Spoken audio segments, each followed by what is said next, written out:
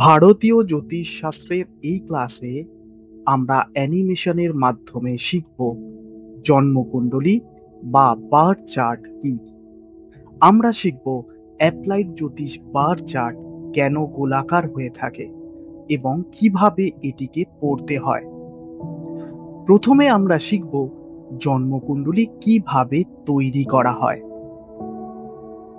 এটি হলো আমাদের সৌরমণ্ডল, আর এই সৌরমণ্ডলের কেন্দ্রে রয়েছে সূর্য। এটিকে কেন্দ্র করে গ্রহগুলি প্রদক্ষিণ করছে নির্দিষ্ট কক্ষপথে। পৃথিবী থেকে একজন মানুষ মহাকাশের দিকে তাকালে অজস্র তারার গুচ্ছ দেখতে পাবে, অর্থাৎ এই মহাকাশের ৩৬০ ডিগ্রি জুড়ে অজস্র তারার গুচ্ছ রয়েছে। এই তারার গুচ্ছকেই বলা হয় জোডিয়াক। এই জোডিয়াক বেল্টটি ফিক্সড।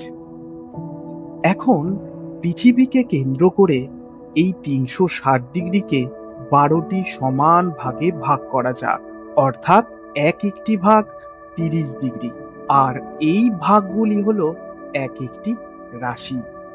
সৌরমণ্ডলের সূর্যকে কেন্দ্র করে প্রতিটি গ্রহ নির্দিষ্ট কক্ষপথে সূর্যকে প্রদক্ষিণ করছে, আর পৃথিবীকে কেন্দ্র করে চন্দ্র তার নির্দিষ্ট কক্ষপথে পৃথিবীকে প্রদক্ষিণ করছে। এখন ধরা যাক একটি বাচ্চা একটি নির্দিষ্ট স্থানে একটি নির্দিষ্ট সময়ে জন্মগ্রহণ করল। সেই মুহূর্তে যদি এই সৌরমণ্ডলের একটি স্ন্যাপশট নেওয়া যায়, তাহলে স্ন্যাপশটটি এই রকম দেখতে হবে। এখন এই স্ন্যাপশটের মধ্যে এটি হলো পৃথিবী। এটিকে কেন্দ্র করে ১২টি রাশি এইভাবে আঁকা হলো। এখন লক্ষ্য করুন পৃথিবীর চারিদিকে অবস্থিত গ্রহগুলি এই ১২টি রাশির বিভিন্ন স্থানে রয়েছে। লক্ষ্য করে দেখুন, এটি হলো শনি গ্রহ এবং শনি গ্রহ এই অংশে রয়েছে। এই অংশে দুটি মাছের চিহ্ন রয়েছে। এর অর্থ এখন আমরা বুঝে নেব। এর জন্য আমরা গুগলে সার্চ করব অ্যাপ্লাইড জ্যোতিষ, এবং এই লিঙ্কটিতে ক্লিক করে আমরা অ্যাপ্লাইড জ্যোতিষের হোম পেজে পৌঁছে যাব। এখানে লাইভ প্ল্যানেটারি পজিশনের এই অংশে সি ডিটেল ট্রানজিট অপশনে ক্লিক করব।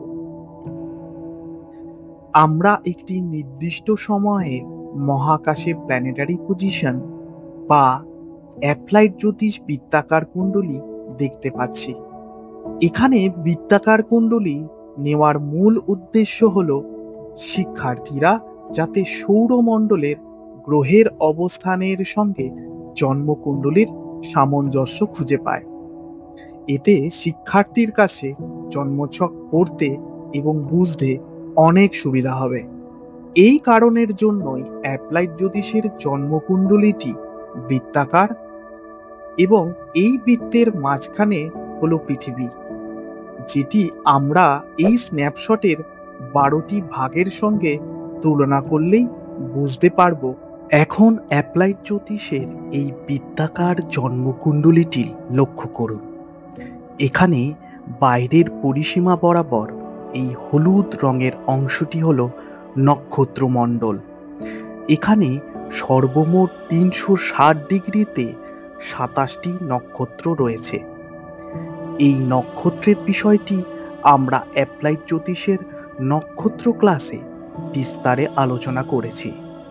অ্যাপ্লাইড জ্যোতিষের বৃত্তাকার কুণ্ডলীটির কেন্দ্র থেকে পরিধি বরাবর কালো এবং হলুদ রঙের দুই ধরনের লাইন দেখতে পাচ্ছেন। এখানে এই হলুদ রঙের লাইনগুলি হলো ভাব বা হাউসের লাইন, যেগুলি আমরা এই ক্লাসের শেষ অংশে ব্যাখ্যা করব। বোঝার সুবিধার্থে আমরা এই হলুদ রঙের লাইনগুলিকে হাইড করব।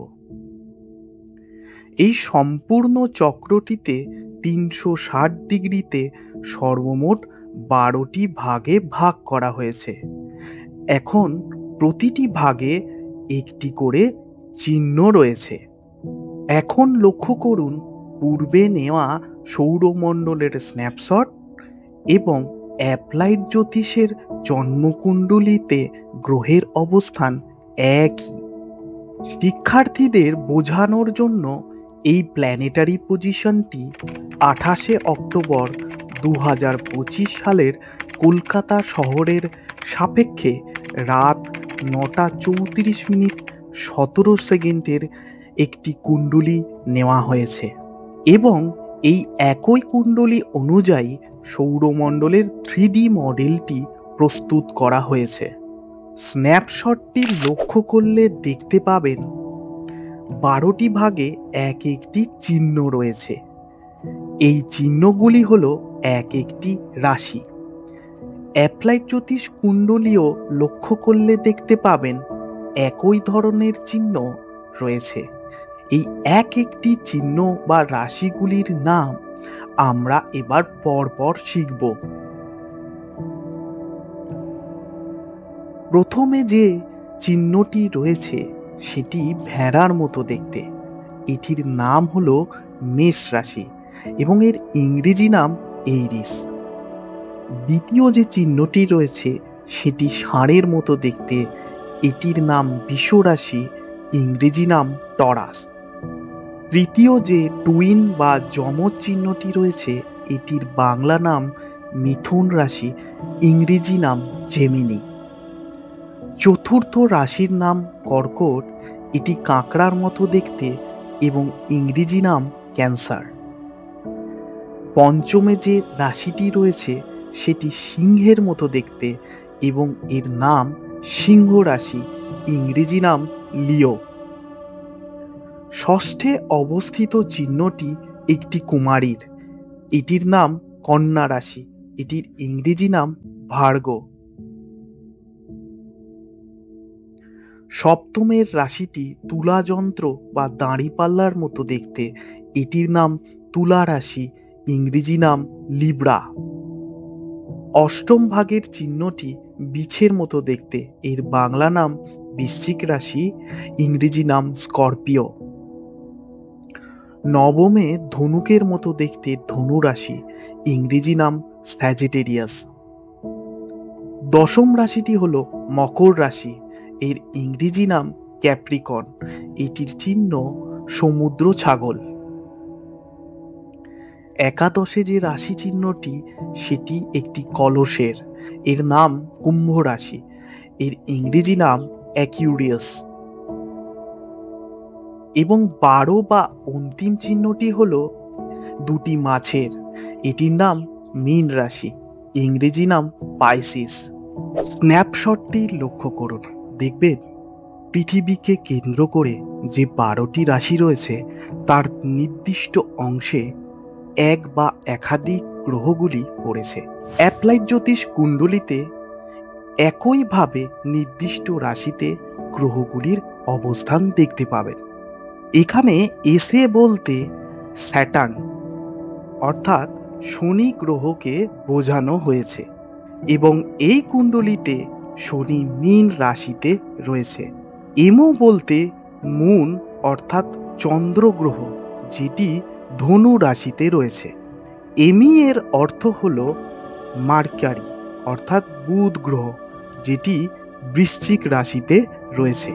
এমে বলতে মার্স অর্থাৎ মঙ্গল গ্রহকে বোঝানো হয়েছে এবং এটি বৃশ্চিক রাশিতে রয়েছে। এসইউ কথার অর্থ হল সান অর্থাৎ সূর্য, যেটি তুলা রাশির উপর অবস্থিত।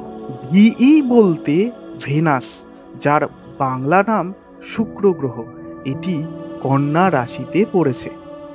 জেইউ এর অর্থ জুপিটার, যার বাংলা নাম বৃহস্পতি গ্রহ, এটি কর্কট রাশির উপরে রয়েছে। আরে বলতে রাহুকে বোঝানো হয়েছে, যেটি কুম্ভ রাশির উপরে রয়েছে এবং কেই বলতে কেতুকে বোঝানো হয়েছে, যেটি সিংহ রাশির উপরে রয়েছে। প্রসঙ্গত উল্লেখ্য, রাহু এবং কেতু হল ছায়াগ্রহ এবং রাহু কেতুকে অ্যানিমেশনের মাধ্যমে আমরা রাহু কেতুর ক্লাসে ব্যাখ্যা করেছি। আপনারা এতক্ষণ বুঝলেন এক বা একাধিক গ্রহ একটি নির্দিষ্ট রাশিতে বসে রয়েছে। এতক্ষণ পর্যন্ত যে কুণ্ডলীটি দেখলেন সেটি হলো রাশি কুণ্ডলী, অর্থাৎ রাশি কুণ্ডলীর মাধ্যমে আমরা কোন গ্রহ কোন রাশিতে বসে আছে সেটি বুঝতে পারি। ভারতীয় জ্যোতিষশাস্ত্রে রাশি কুণ্ডলীর সাথে সাথে ভাব কুণ্ডলীরও গণনা করা হয়। জ্যোতিষ বিচারের সবচেয়ে উপযোগী কুণ্ডলী হলো এই ভাব কুণ্ডলী। এইবার আমরা বুঝব ভাব কুণ্ডলী কি, কিভাবে এর গণনা করা হয়। এর জন্য আমরা হলুদ লাইন, যেগুলিকে আমরা পূর্বে হাইড করেছিলাম, সেই লাইনগুলোকে আমরা আবার আনহাইড করব। ভাব চার্ট ব্যাখ্যা করার আগে আমরা অ্যানিমেশনের মাধ্যমে দেখে নেব লগ্নের গণনা কিভাবে করা হয়, কারণ প্রথম ভাব লগ্ন থেকেই গণনা করা হয়। এই হলো পৃথিবী, এবং পৃথিবীকে কেন্দ্র করে 360 ডিগ্রিকে সমান 12টি রাশিতে বিভক্ত করে দেখানো হয়েছে। ধরা যাক এই লাল রঙের একটি স্থান, সেখান থেকে পৃথিবীর ইস্টার্ন হরিজন বরাবর একটি রেখাকে টানা হলো। তাহলে সেই রেখা বরাবর একটি নির্দিষ্ট রাশি থাকবে। এখানে আমরা দেখতে পাচ্ছি এই রাশিটার নাম হলো মেষ রাশি। এখন পৃথিবী যেহেতু তার নিজের অক্ষের চারিদিকে 24 ঘন্টায় এক পাক প্রদক্ষিণ করছে, তাই সময়ের ব্যবধানে এই লাল লাইনটি মেষ রাশি থেকে ক্রমশ বৃষ রাশিতে চলে আসবে। অর্থাৎ কোনো ব্যক্তি যদি এইখানে দাঁড়িয়ে ইস্টার্ন হরিজনের দিকে তাকায়, তবে সেই ব্যক্তি পূর্ব দিকের আকাশে বৃষ রাশিকে দেখতে পাবে। আবার প্রায় 2 ঘন্টা পর পূর্ব আকাশে মিথুন রাশিকে দেখতে পাবে, কেননা পৃথিবী 24 ঘন্টায় 360 ডিগ্রি নিজের অক্ষের চারিদিকে ঘুরছে। অর্থাৎ 12টি রাশিকে প্রদক্ষিণ করতে এক একটি রাশিতে 2 ঘন্টা সময় ব্যয় করছে। তাহলে নির্দিষ্ট স্থানে ইস্টার্ন হরিজন বা পূর্ব দিকের আকাশে যে রাশিকে দেখতে পাওয়া যাবে, যে রাশির উদয় হবে, সেটি হলো সেই স্থানের সেই সময়ের লগ্ন। লগ্নের গণনা করা হয় পৃথিবীর নির্দিষ্ট স্থান এবং নির্দিষ্ট সময়ের সাপেক্ষে। একই সময়ে স্থান ভেদে লগ্ন পরিবর্তিত হয়।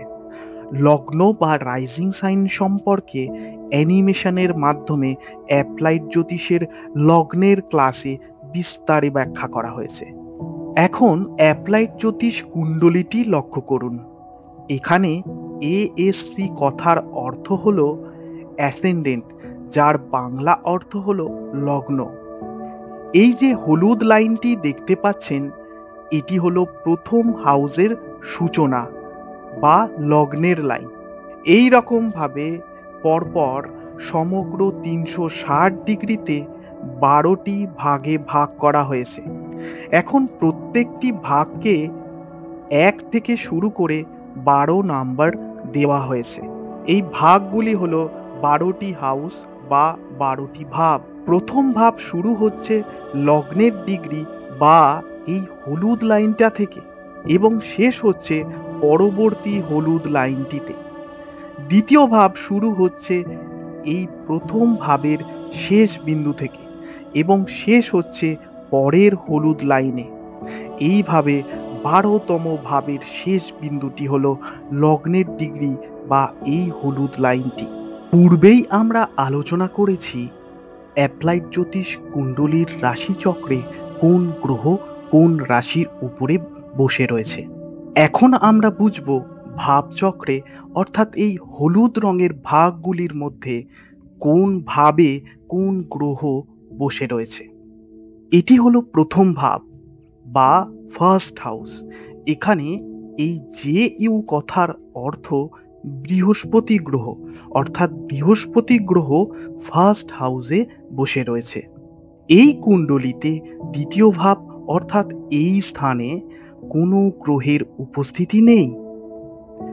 তৃতীয় ভাব অর্থাৎ এখানে এই লেখা রয়েছে, অর্থাৎ কেতু গ্রহ তৃতীয় ভাবে বসে রয়েছে।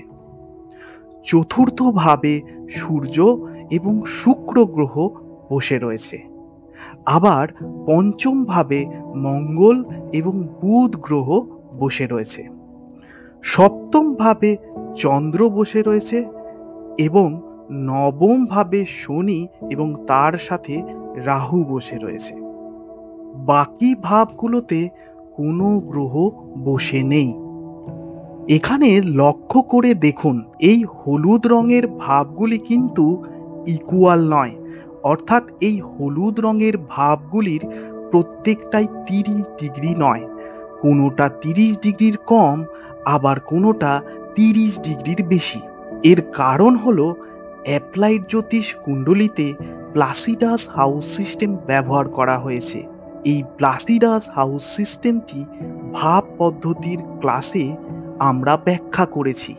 ভারতীয় জ্যোতিষশাস্ত্রে রাশি কুণ্ডলী এবং ভাব কুণ্ডলী দুটোই খুব গুরুত্বপূর্ণ, কিন্তু ট্র্যাডিশনাল কুণ্ডলীগুলোর ক্ষেত্রে ভাব কুণ্ডলী এবং রাশি কুণ্ডলী আলাদা আলাদা হয়ে থাকে এবং এগুলিকে আলাদাভাবে তৈরি করতে হয়।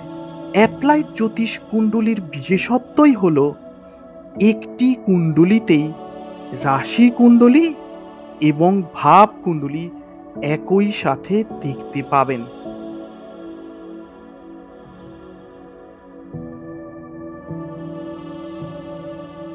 কুণ্ডলীটি লক্ষ্য করলে দেখতে পাবেন যে পিছনের দিকের চিহ্নগুলি এবং এই কালো লাইনগুলি থেকে রাশির অবস্থান বোঝা যাচ্ছে। পাশাপাশি হলুদ লাইন এবং এই সংখ্যাগুলি থেকে হাউস বা ভাবের অবস্থান বুঝতে পারবেন। কোন গ্রহ কত ডিগ্রিতে কোন ভাবে এবং কোন রাশিতে বসে আছে সেটি অ্যাপ্লাইড জ্যোতিষ কুণ্ডলী থেকে স্পষ্টভাবে বুঝতে পারবেন। ভারতীয় জ্যোতিষশাস্ত্র অনুযায়ী এটিকেই জন্মকুণ্ডলী বা বার্থ চার্ট বলা হয়ে থাকে। যে কোনো জ্যোতিষের বিচার এই বার্থ চার্ট বা জন্মকুণ্ডলীকে পড়েই তার গণনা করা হয়। আমরা পরবর্তী ক্লাসগুলোতে বার্থ চার্ট কিভাবে পড়তে হয় সেটি ধাপে ধাপে শিখব। অ্যাপ্লাইড জ্যোতিষের এই বেসিক অ্যাস্ট্রোলজির প্রত্যেকটি ক্লাসে আমরা এই গোলাকার কুণ্ডলী অর্থাৎ অ্যাপ্লাইড জ্যোতিষ কুণ্ডলীকেই ব্যবহার করব। তাই এই ক্লাসটি মনোযোগ সহকারে সম্পন্ন করুন। আজকের এই ক্লাসে এই পর্যন্তই। পরবর্তী ক্লাসে আবার আপনাদের সঙ্গে দেখা হবে। ততক্ষণের জন্য নমস্কার, ভালো থাকুন, সুস্থ থাকুন।